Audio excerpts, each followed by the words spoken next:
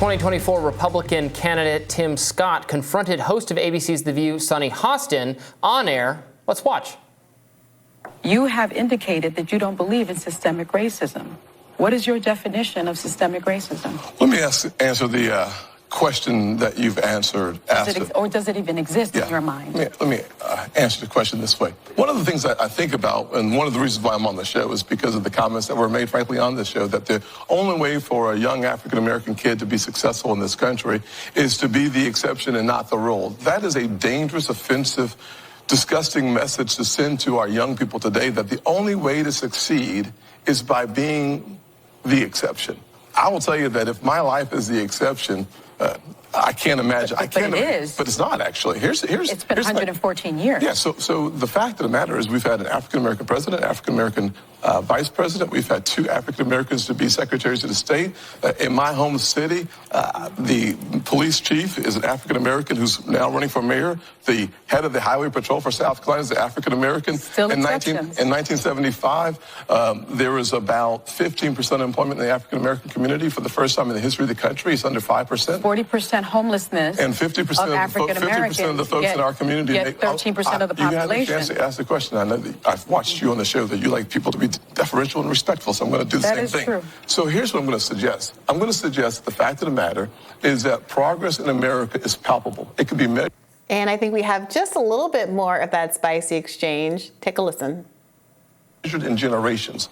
I look back at the fact that my grandfather, born in 1921 in Sally, South Carolina, when he was on a sidewalk, a white person was coming, he had to step off and not make eye contact. That man believed then, with some doubt now, in the goodness of America, because he believed that having faith in God, faith in himself, and faith in what the future could hold for his kids would unleash opportunities in ways that you cannot imagine. Every kid today can look, just change the stations and see how much progress has been made in this country. ABC, NBC, CBS, ESPN, CNN, Fox News all have African-American and Hispanic hosts. So what I'm suggesting is that yesterday's exception is today's rule. So this is a series of arguments that I think I've heard a lot from many Black conservatives. I had an amazing conversation with Professor Glenn Lowry, who I consider to be a friend on my podcast, in which he made a lot of these similar kinds of arguments. And so I would say just a couple of things. One, there's a conflation between the idea that progress hasn't happened and the idea that more progress still needs to happen. Of course, It can be true that Black people aren't asked to step off on the side of the road when white people pass by, that we've had a civil rights movement and many, many things have changed for the better since the 1950s or 60s, and also that there exists systemic racism, which he declined to kind of weigh in on specifically or define. And so even if you think systemic racism is very minimal, that it has much less effect, to completely deny it when there's evidence like Black-sounding names attached to identical resumes as white-sounding names get fewer callbacks in study after study. Housing discrimination studies show similar patterns when exactly identically qualified renters are tried to rent at various buildings. I worked for a public service organization in law school that recruited law students, white and Black and other law students, to go and try to rent apartments because we were all identically qualified. We're all the same, academically, we're all in the same law school together, and see the kind of variation in outcomes that still persist. Even if you think it's not overwhelming or shouldn't be the center of someone's political project, and that things have gotten much better, it is difficult to deny that, of course, there's still residual effects of racism out there. And I do think some Black conservatives would have a better argument if they just said, I do think obviously some stuff exists on the margins, but ultimately I'm proud of this country and we should work toward the better. The problem is, if you acknowledge that there's any problem at all, you start to have to put forward policies that address the fact that some people are still being treated differently because of the color of their skin. And politically, conservatives who are the small government party ostensibly, although Ron DeSantis seems to be working to change that, but ostensibly a small government party are unwilling to do that. So you get these kind of arguments that you see here, which I think fly in the face of reality. Well, I think you can, because she asked him how to define systemic racism, and if you define it, if you say that By that I mean, racism that is literally written into the law and the operations of the government. Most of, you might quibble on the margins, I but most of those, well, right, but he could have said that and said that virtually all of those policies have been gotten rid of at the government level, that it's not legal to have interracial marriage and the kind of discrimination that occurred under Jim Crow or literal slavery. All of those things that made our country systemically racist have been worked out of our legal system and our laws for the overwhelming part. But obviously, people are still impacted by racism and racial prejudice. Mm-hmm. He could say that it's not just black people; it's people of all different ethnicities and all sorts of different contexts. But that race is still something that holds people back in a variety of ways, and we should work to overcome that and work to improve that. And I think there wouldn't really be any conflict over that, right? Yeah, it is confusing. So for one, I would say I would explicitly say that the kind of de jure racism that you're describing, mm-hmm. the legal discrimination, is like definitionally very different from systemic racism, and that the problem is there are things that happen that are not, this is a law that says black people can't do that. Even under de jure racism, features like policies like redlining, which precluded black people from having access to neighborhoods where there was the kind of real estate growth that created middle class wealth. Access to the GI Bill and the ability to get an education from serving in the military that was selectively denied to black people. Those kinds of policies weren't necessarily black people can't do it, but it had the effect of excluding black people from upper middle class or middle class access the way that so many white families had. So what many people who talk about systemic racism are talking about is, okay, those policies existed and affected people that are relatively young, people who are my grandparents' age, people who are my parents' age. And so what do you do about the fact that now we're living with the legacy of things that happened during our lifetime? And it is frustrating to be having these kind of conversations, which I think most people got in like the 80s. Today, for him to say we have a black president and a black VP, when we've had one black president and one black VP after 200 plus years of American history, for him to point to himself as a Congress member or talk about the number of black senators, when in the entire history of the United States of America, there have been 11 black senators. There have been 1,994 senators. There have been 11 black senators, and most of those happened during the Reconstruction era. Mm-hmm. So it's like, what are we even talking about right now? I'm not bringing this, I'm not angling to have a conversation about racism. This could have Sunny Hostin. Sunny Hostin was, but it's just so confusing to me because Tim Scott sitting there as obviously an exceptional person saying, I'm not the exception. Yeah, he's a really exceptional person, came from absolutely nothing.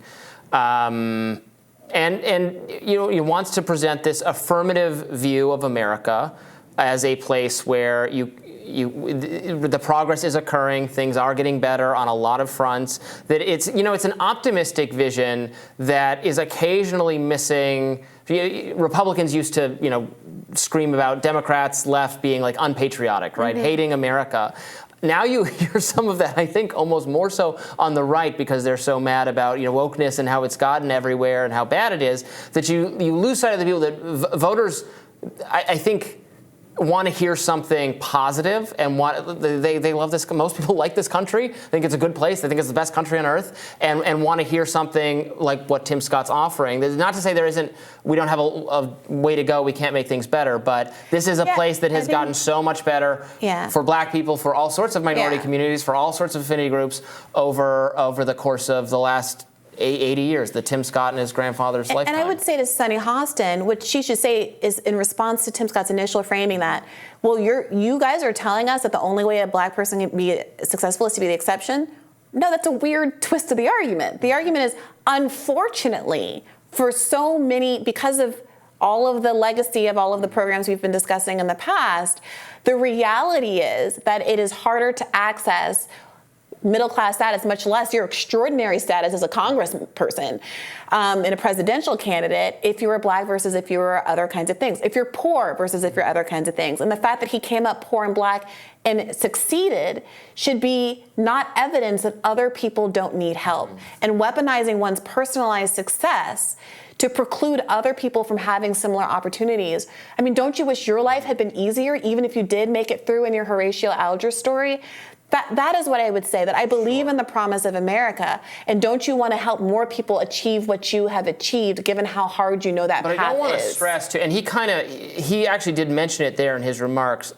Some of the that goes on in schools, some of the DEI stuff, and that whole aspects of white supremacy handout I've mocked 6 ways to Sunday on this show, that says, right, well, white culture is, whiteness is hard work and individualism and self-improvement, and that's aspects of whiteness. So you can't be expected. That's not really your culture. So you can't succeed that way. That messaging to young people, which I think is very pernicious. I'm not saying it's happening everywhere, but it's pernicious and should not happen, and I think that's what I think it's whack, as the kids used to say, but I don't think that it is at all widespread. It's a weird niche academic, maybe DEI thing, and if there's an argument that it shouldn't be allowed to spread, I think that's a perfectly fine argument.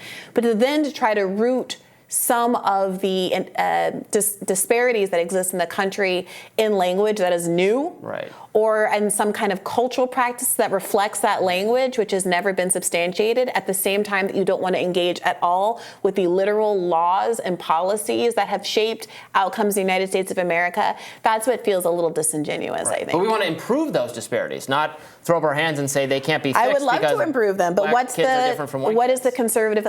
This is fundamentally, this is what I got into with Glenn Loury. I said at some level, even if I were to concede, which I'm not, that all of the racial disparities that exist could be attributed to some cultural problem. Black people just don't care enough about education or whatever the argument is. No, not you. I know that you're not saying that, but no, I'm saying the opposite of that. No, but arguments were made, and so the implication becomes: if you don't believe there's systemic racism, if you don't believe there's any holdover from any of these policies, like from slavery, from the segregation that my parents were born into, right? If you think that none of that has any effect on today somehow, but if you believe that, and the disparities still exist, then why would you be making that argument? What are the policy implications of that? And I think the line that people don't draw, the circle that people don't close is, well, if it's not the government's fault, I don't have to do anything about it. It's innate, the natural state of some people to be less than, lower than other people. I still think it's the government's fault. To work less hard and be ignorant and da-da-da-da. And therefore, we should cut social programs. And what that ends up doing, because most people on social programs in the United States of America are actually white,